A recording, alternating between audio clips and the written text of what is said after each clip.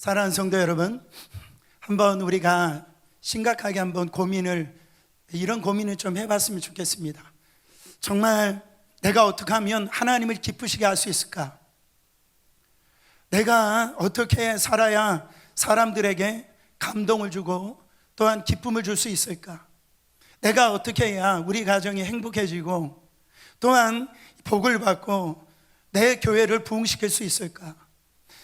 사랑하는 성도 여러분, 이 하나님 앞에 이 아름다운 고민을 좀 해보시길 바랍니다. 시시콜콜한 어떤 세상 고민 말고 이렇게 하나님이 기뻐하시는 행복한 고민을 해보시길 바랍니다. 일반적으로 화학작용이 있는데 거기서 화학의 이 원소 하나를 바꾸었더니 100개의 원소가 완전히 싹 바뀌었다라고 합니다. 그러니까 여러분, 한두 사람이 변화되어지면 전체가 변화되어지는 거예요. 가슴이 뜨거워지는 한 사람이 있으면 전체가 가슴이 뜨거워지는 겁니다. 내 한 사람이 성령 충만하면은 내 가정뿐만 아니라 교회뿐만 아니라 전체가 성령이 충만해지는 거예요. 사랑하는 성도 여러분, 오늘 여러분들은 어떤 부류의 사람이냐라는 거예요. 가슴에 정말로 이 성령의 불이 떨어져서 일당백의 역사를 감당하는 그런 하나님의 사람들 되시기를 예수 그리스도 이름으로 축원합니다. 오늘 말씀에 답은 한 가지, 신앙은 자라야 된다라는 거예요. 따라합니다. 신앙은 자라야 된다. 제가 작년인가 ABC 방송국에서 하는 TV 프로를 보게 되어졌는데 거기에서 특이한 병을 소개하는 것을 제가 봤습니다.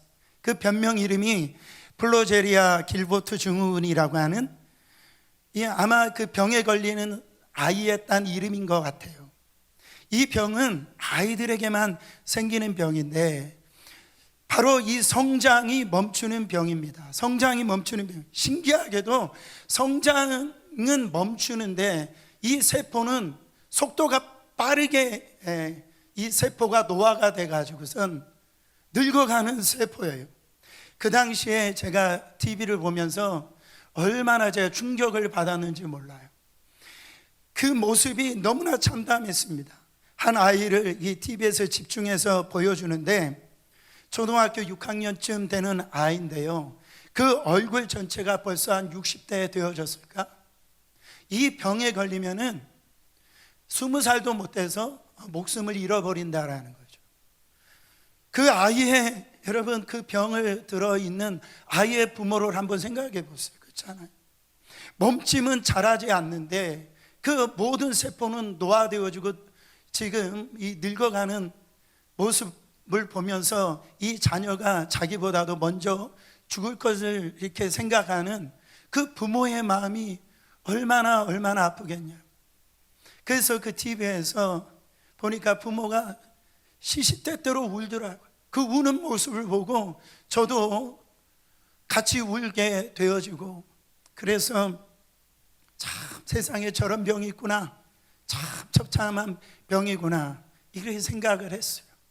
사랑하는 성도 여러분, 오늘 본문에서는 육체에서만 이런 병이 오는 것이 아니고 신앙적으로도 영적으로도 이런 병이 올 수가 있다라는 것. 그 병명의 이름은 미성숙의 병이에요. 한번 따라합니다. 미성숙의 병. 본문의 사도 바울은 이렇게 말을 합니다. 에베소서 4장 13절에 우리가 다 하나님의 아들을 믿는 것과 아는 일에 하나가 되어 온전한 사람을 이루어 그리스도의 장성한 분량에 충만한 데까지 이르느니, 여기에서 완전한 사람, 온전한 사람은 원어적으로 보면 성숙한 사람,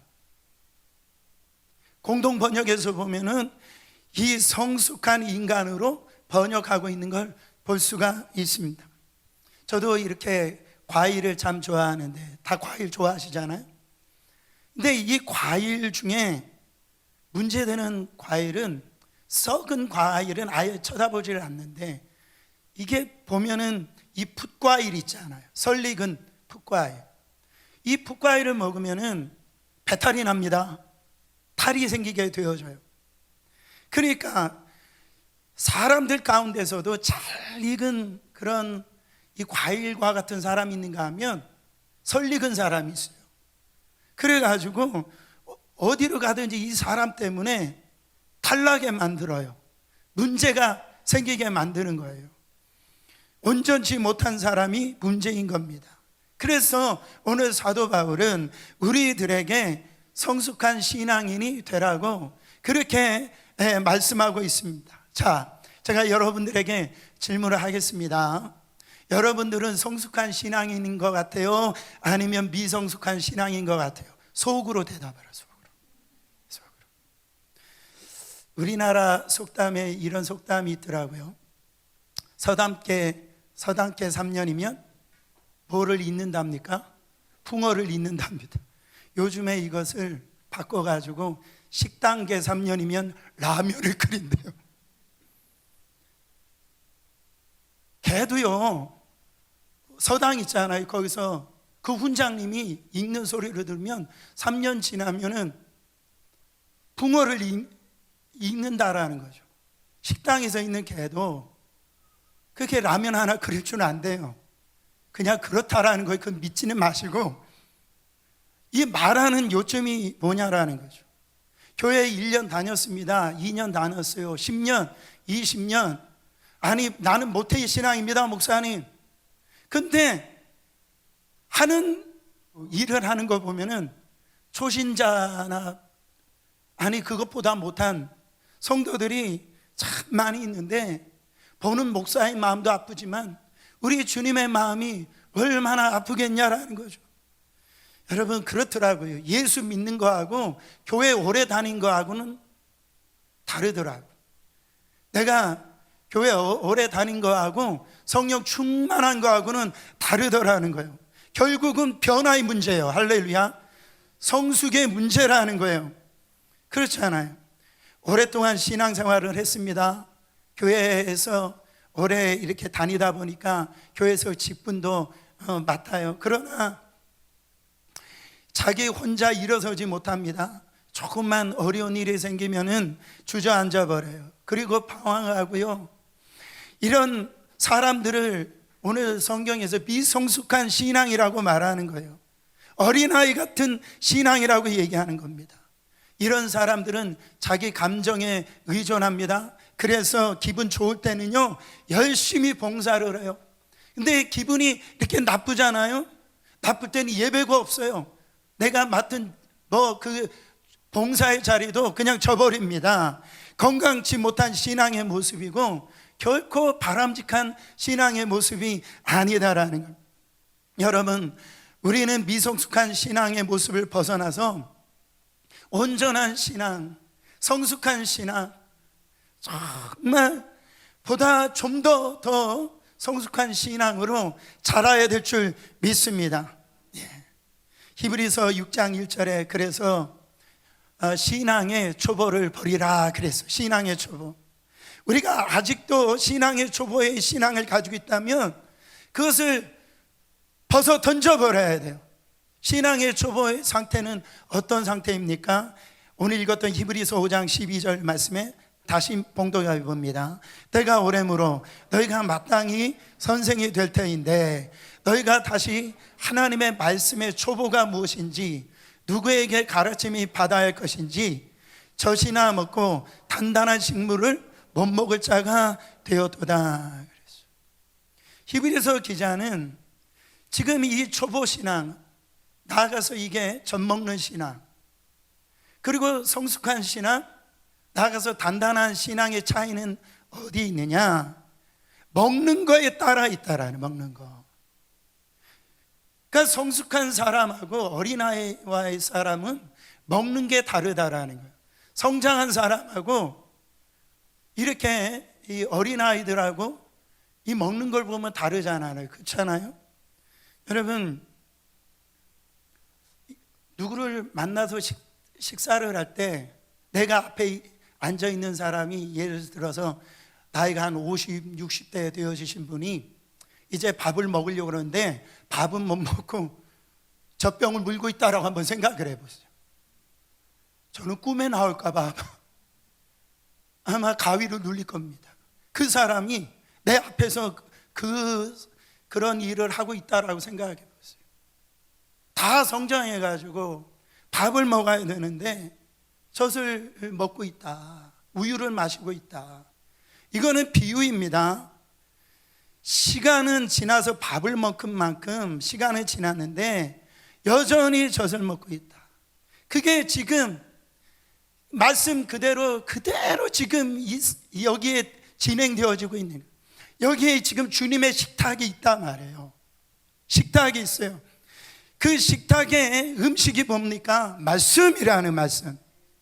말씀을 먹는 사람들이에요. 근데 어떤 사람은 하나님의 말씀이 어떤 말씀이 떨어지더라도 아멘입니다, 나를 위한 말씀입니다, 그렇게 받아들이는 사람이 있는가 하면은 어떤 사람들은 하나님의 말씀이 딱 떨어질 때 노멘입니다, 나하고 상관없는 말씀입니다, 나는 원치 않습니다, 나랑 아니라라는 거예요. 그래가지고 한국교회에서 어떤 신학 교수님이 그런 얘기를 하는 걸 제가 들었는데, 한국교회에서 왜 신앙생활이 이렇게 가면 갈수록 이렇게 문제가 생기느냐. 옛날 성경은, 옛날에는 제가 또 중학교 다닐 때 성경이 세로로 되어 있었어요. 세로로. 그래서 옛날 분들은 하나님 말씀을 읽을 때 세로니까 아멘입니다, 아멘입니다 이렇게 읽었대요. 그래서 순종하는 신앙생활을 했는데 요즘은 그냥 가로로 돼 있잖아요. 가로로.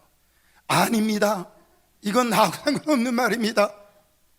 그래가지고 신앙생활에 문제가 생겼다, 이런 웃지 못할 얘기를 제가 직접 들은 적이 있었는데, 그러니까 어떨 때는 목사님이 예를 들어서 11조 설교를 하면은 그냥 못마땅한 거예요. 그리고 뭔가 충성하고 사명 감당하라고 하면은 그냥 불편한 거예요. 불편한 거예요. 자기가 듣고 싶은 어떤 말 위에는 귀를 닫아버리는 겁니다. 또한 이런 분들은 지극히 자기 중심적이라는 데 있어요. 다른 사람을 배려를 못해요. 자기에게 조금이라도 손해가 가는 것을 참지 못합니다. 이런 사람들은 예수 그리스도를 위해서 하나님 앞에 내 자신을 드리고 희생하는 그 기쁨을 못 누려요. 내 시간을 바치고 내 자존심을 꺾어버리고 정말 관계에서 내가 양보하는 이 기쁨이 뭔지를 모릅니다. 평생 신앙생활 한다라고 하는데 내가 주님을 위해서 십자가 지는 기쁨도 모르고 하나님 앞에 한 번도 제대로 쓰임받는 이 기쁨을 누리지도 못한 채 그렇게 나는 신앙생활을 하고 있다라고 하는 영적인 미성숙의 병에 걸려 있는 채로 그렇게 신앙생활하는 분들이 많이 있다. 또 뭐를 보면 알 수 있는 줄 아세요? 기도하는 걸 보면 알 수가 있어요. 이 영적 미성숙 되신 분들은 기도하는 걸 보면 하나님 앞에 자꾸 달라라고만 해요. 달라라고. 자신의 소원이 무엇인지 간구하는 이 간구를 가만히 보면 다 기도가 내 건강, 내 자식 잘 되는 거, 내 사업 이렇게 정말 이게 사업의 문이 열리는 거, 모든 것이 그 기도가 이 야곱의 기도처럼 담장을 넘어가야 되는데 그냥 담장을 못 넘어가는 거죠. 그래서 그 기도하는 거 보면은 참 달라요. 믿음의 이 성장하는 분들을 보면, 기도하는 걸 보면 하나님의 뜻을 깨달을 수 있도록 기도를 합니다.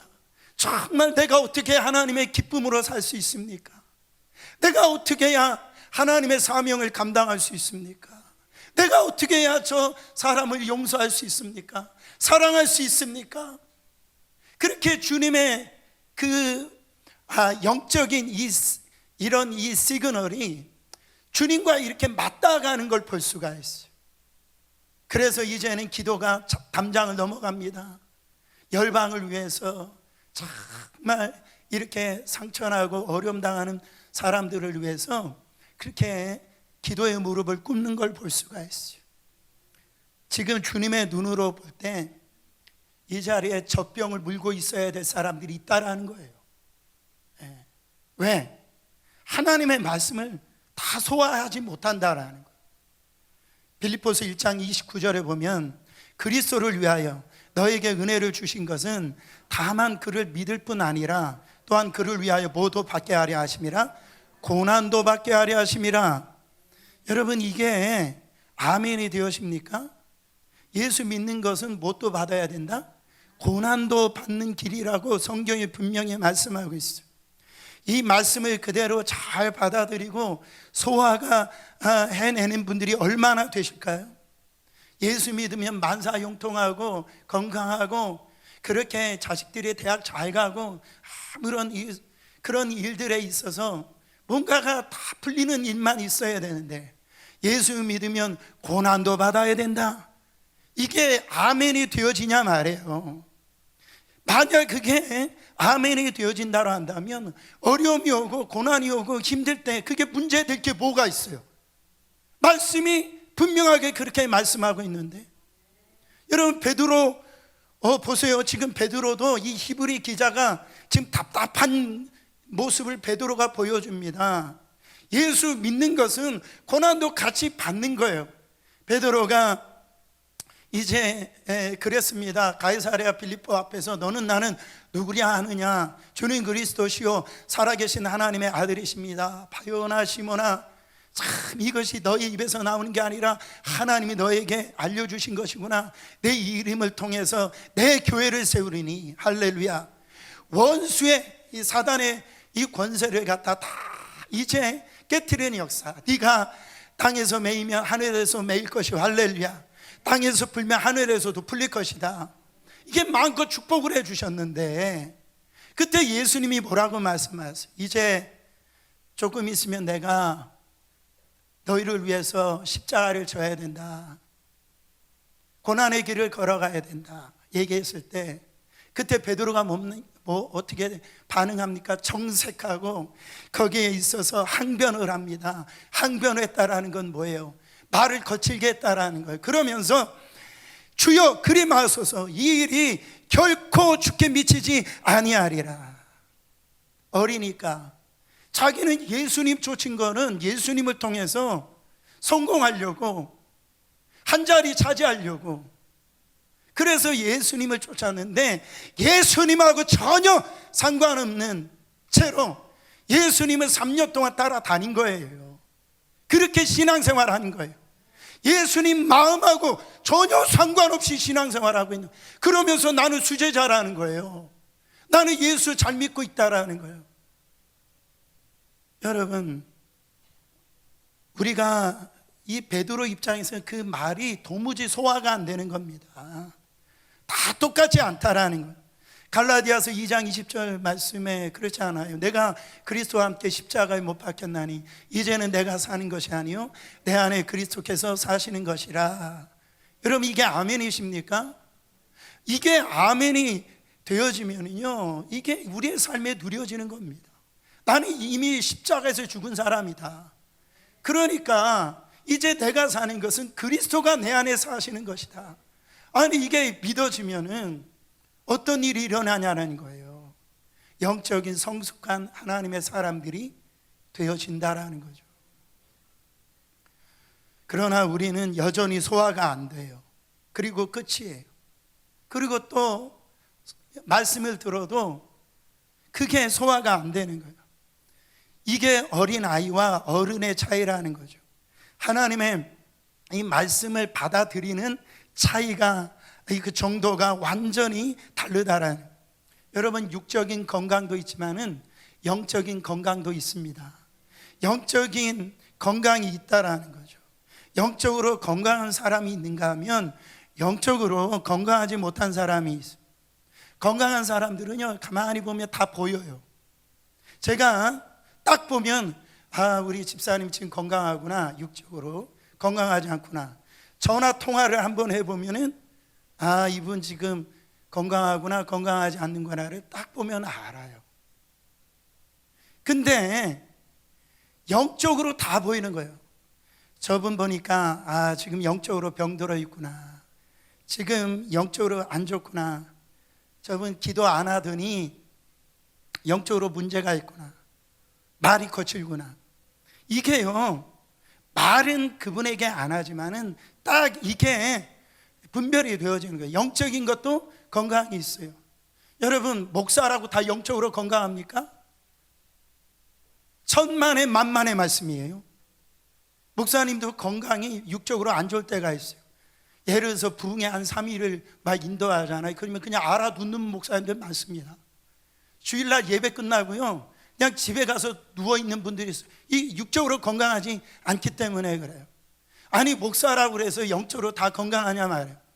그렇지 않아요. 장로님이라고 그래서, 뭐 안수 집사님이라고 그래서, 권사님이라고 그래서, 내가 모태신앙이라고 그래서 다 건강하냐 말이죠. 그렇지가 않다라는 거예요. 우리가 육적인 건강을 위해서 얼마나 아주 애를 많이 씁니까? 때에 맞춰서 병원도 다니고요, 좋은 약도 모이고, 하루에 10,000보가 걸으면 좋다고 그래서 그냥 밤늦도록 그냥 10,000보 걷고요, 참 애를 쓴다라는 거예요. 그런 육적인 부분을 위해서 막 투자를 한다라는 거예요. 그러나 여러분, 육적인 건강을 그렇게 우리가 그렇게 노력을 하지만 영적인 건강을 위해서 우리가 얼마나 지금 애를 쓰고 있냐라는 거죠. 근데 가장 심각한 것은 뭐냐면, 지금 영적으로 건강하지 못한데 병들어 있는데, 가장 마음이 아픈 사람은 뭔지 아세요? 자기가 병들었다는 걸 몰라요. 깨닫지는 몰라요. 아니, 어쩌면 그렇게 못 알아듣냐. 하나님의 이것을 뭐를 통해서 이제 성숙할수록 이게 깨달으냐면, 하나님의 말씀을 통하여 깨달아집니다. 히브리서 4장 12절에 보면 하나님의 말씀은 살았고 운동형에 있어 자위의 날쌘 어떤 것보다도 예리하여 혼과 영과 및 관절과 골수를 찔러 쪼개기까지 하며 또 마음의 생각과 뜻을 감찰하신다. 뭐가? 하나님의 말씀이 우리의 관절과 영, 관절, 육, 뭐 골수, 우리의 보이지 않는 곳까지 찔러 쪼개기까지 한다. 분별시킨다라는 거예요. 하나님의 말씀이. 아, 내가 그래서 이 말씀을 통하여 내가 지금 병들었구나, 내가 지금 신앙생활 이렇게 하면 안 되는구나, 이렇게 하다가는 탈락했구나, 그렇게 이 잘못된 것들이 이 말씀을 통하여서 깨달아져. 이게 신앙에 성숙되어지는 사람들의 이런 모습이라는 거죠. 그러면은 이런 모습이 발견되어질 때에 여러분, 이 말씀이 딱 떨어져서 이게 잘못됐구나 그렇게 느껴졌을 때, 그러면 그게 말씀이 잘못된 거예요? 내가 잘못된 거예요? 말씀은 잘못된 게 없어요. 내가 바꿔야죠. 기도를 했는데 이게 하나님이 원하지 않는 기도예요. 정욕된 기도예요. 주님의 뜻과 아무런 상관이 없어요. 그러면은 이게 하나님이 마음을 바꾸셔야 되는 거예요? 아니면 내가 마음을 바꿔야 되는 거예요? 하나님은 기준이세요? 캐논이에요.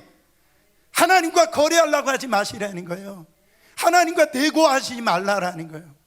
아무리 거기다 뭐 40일 금식기도 아닌 뭐 한 달째로 하나님은 안 바뀌신다 말이에요. 내가 바꿔야 된다라는 거죠. 여러분, 그렇더라고요. 좋은 것은 배우기가 어려워요. 나쁜 것은 가르쳐주지 않아도 금방 배워요. 그러니까 몸에 좋은 것 보세요. 금방 표시가 안 납니다.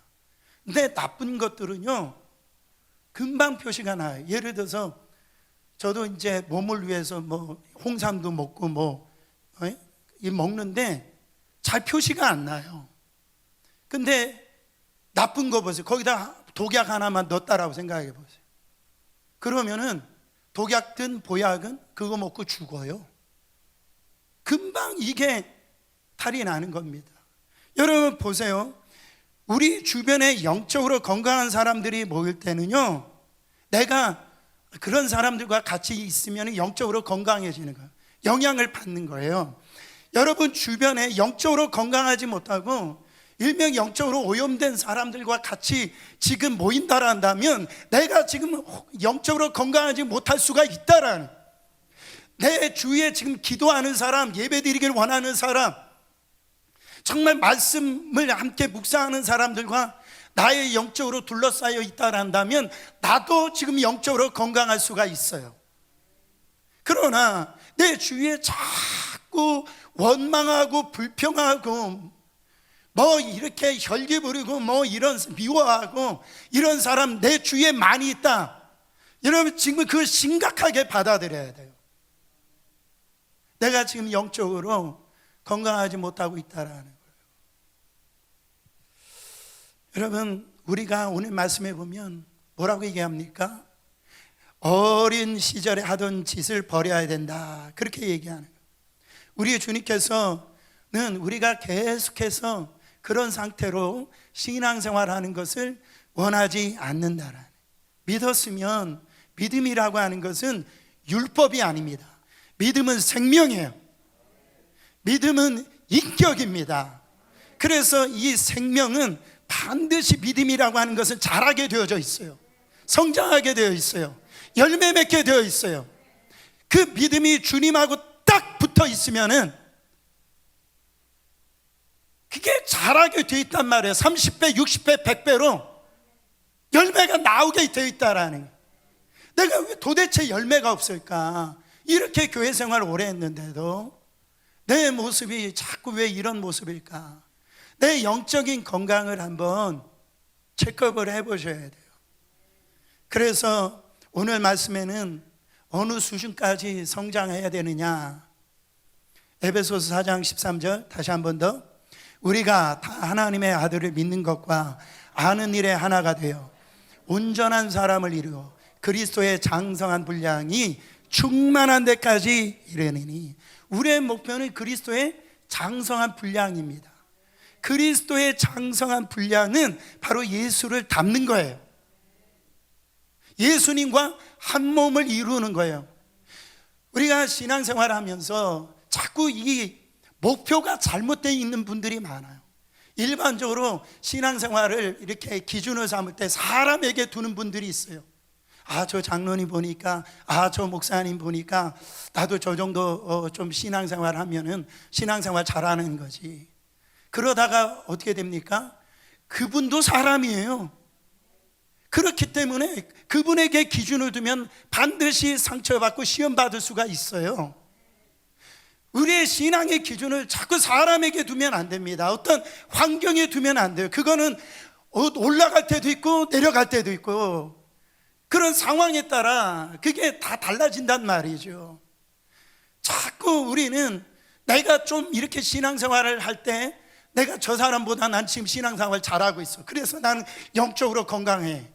나는 저 사람보다 헌금을 지금 많이 내고 있어, 그러니까 나는 지금 신앙생활 잘하고 있어. 나는 새벽기도 나오니까 새벽기도 안 나온 사람보다 물론 건강할 요지가 더 많겠지요. 자꾸 그러나 사람에게 두면 이게 결국은 어떻게 되어지느냐, 여러분 우리의 신앙생활에 있어서 흔들려지게 되어 있다는, 우리의 신앙의 목표는 뭐냐면 예수님이에요. 예수님의 뜻이 내 뜻이 돼야 돼요. 그러니까 예수님의 사랑이 내 사랑이 되어야 되고 예수님의 기도가 내 기도가 되어야 되고, 우리의 헌신이 예수님의 그 헌신을 통하여서 우리가 신앙생활을 할 때에 여러분 우리는 신앙생활이 날로 성장한다라는, 베드로후서 3장 18절에 보면 오직 우리 주 곧 구주 예수 그리스도의 은혜와 그를 아는 지식에 자라가라. 사도 바울은 예수를 아는 지식이 가장 세상에서 고상하다라고 그랬어요. 그 세상에서 가장 큰 고상한 지식을 받으니까 자기가 지금까지 누려왔던 모든 것들을 어떻게 했답니까? 다 배설물로 여겼다라고 그랬어요. 빌립보서 3장 8절이에요. 모든 것을 잃어버리고 배설물로 여기면 뭐를 얻었대요? 그리스도를 얻었다라네. 그리스도 안에 온갖 지혜와 온갖 거기에 보화와 온갖 충만함이 예수 그리스도 안에 있다라는, 이 지식이 세상의 어떤 가치보다도 가장 큰 가치요, 가장 큰 보화요, 가장 큰 지혜요, 나는 그리스도를 얻었다라는 것. 그 이 모든 것들을 다 벗어 버렸다라네, 던져 버렸다라네. 배설물을 쳐다보지도 않잖아요. 그러니까 사도 바울의 성숙한 신앙의 모습을 볼 수가 있죠. 건강한 신앙을 볼 수가 있다라는 겁니다. 범사에 예수에까지 잘할지니라. 많은 사람들이요, 신앙생활을 피상적으로 합니다. 그냥 적당한 수준에서 그냥 만족하려고 그래요. 그래서 지금 코로나 이 팬데믹을 지나가면서 적당주의 신앙이 지금 온 교회를 휩쓸고 있습니다. 너무너무 무서운 거예요. 너무너무. 그냥 가까스로 그냥 예배 한번 참석하면 나는 신앙생활을 하고 있다라고 그렇게 생각하는 거예요. 오히려 퇴행하는 분들이 있어요. 앞으로 나가지 않고 제자를 걸음하는 사람도 있지만 또 문제는 또 뒤로 물러서는 분들이 있다라는.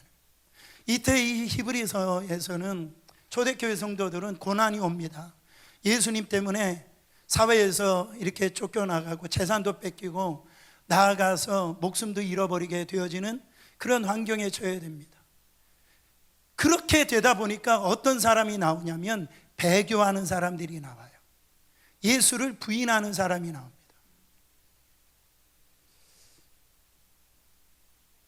그래서 이 부분에 대해 있어서 정말 이 사도 바울은, 이 후리 기자는 가슴을 치면서 뒤로 물러가지 말라라고 얘기를 합니다. 보세요. 하나님의 말씀에 대한 그 체험도 없고 말씀 앞에 울어본 그 적도 없고 말씀을 붙잡고 기뻐해 본 적도 없고 말씀 때문에 밤잠을 설쳐본 적도 없고 그런 어떤 신앙으로 자꾸 되돌아가는 거예요. 이게 너무너무 무서운 병입니다. 겉으로만 화려하고 경력만 쌓이고 직분만 높아진 채 산 체험이 없는 신앙이에요. 그래서 고난이 오니까 어떻게 됩니까? 주님을 내팽겨 쳐버리는 거예요. 히브리서 6장 4절부터 6절에 이런 말씀이 있습니다. 한번 비춤을 얻고 하늘의 은사를 맛보고 성령의 참여한 바 되고 하나님의 선한 말씀과 내세 능력을 맛보고도 타락한 자들은 다시 새롭게 하여 회개케 할 수 없나니 이는 자기가 하나님의 아들을 다시 십자가에 못 박아 현저 욕을 보임이라. 신학적인 어떤 논쟁이 많은 성경 구절입니다. 그러나 구원은 우리가 은혜로 받습니다. 우리의 행위를 받지 않아요. 애초부터 이 사람은 은혜 받지 못한 사람이에요. 제가 볼 때 그냥 형식적으로 교회를 다녔다든지 그런 아니면 율법적으로 신앙생활 한 사람이에요. 한번 비춤을 받은 것과 같은 그런 어떤 신앙생활을 하는데 여러분 어떻게 해요? 신앙생활 하니까 말씀도 알아요, 복음도 알아요, 찬송도 알아요, 다 압니다. 그런데 그 말씀을 삶에 적용도 못하고 말씀 안에서 자라나질 못하는 거예요. 그러면서 이제는 고난이 오니까 어려움이 오니까 다시 세상을 갖다가 눈을 돌이키는 겁니다. 전에는 중독으로 인해 힘든 삶을 살아다가 은혜를 받고선 새로운 삶을 시작했습니다. 근데 다시 옛날 삶으로 돌아가는 거예요. 새로운 삶이 시작되어졌는데 죄악된 삶으로 돌아가는 겁니다. 도박하던 사람이 도박에 손을 떼고 예수를 믿게 되어졌는데 어느 순간에 그 사람이 사람들 앞에 간증도 하고 그렇게 신앙생활 열심히 했던 사람이 어떻게 됩니까? 어느 순간에 다시 도박에 손을 대고요 무너지는 사람들이 있다라는 거죠. 여러분 이러한 모습들이 오늘 성경에서 뭐라고 합니까? 예수님을 다시 십자가에 못 박는 행위와 같다 그렇게 얘기해요. 여러분 우리가 알게 모르게 주님을 다시 십자가에 못 박는 행위들이 얼마나 많은지 몰라요. 저뿐만 아니라 여러분 우리의 신앙생활을 한번 돌이켜 보시길 바랍니다. 나는 괜찮은 줄 알았는데 어느 순간에 미성숙한 병에 걸려든 거 아닙니까? 영혼이 자라지 않고 제자리 걸음하다가 영적으로 퇴보하고 있는 우리의 모습이 아니냐라는 거죠. 내가 지금 남을 비판하고 정죄하고 그렇게 부정적인 말을 하고 그렇게 신앙생활하고 있으면서도 나는 주님을 사랑한답니다. 주님이 기뻐하실 거라는 겁니다.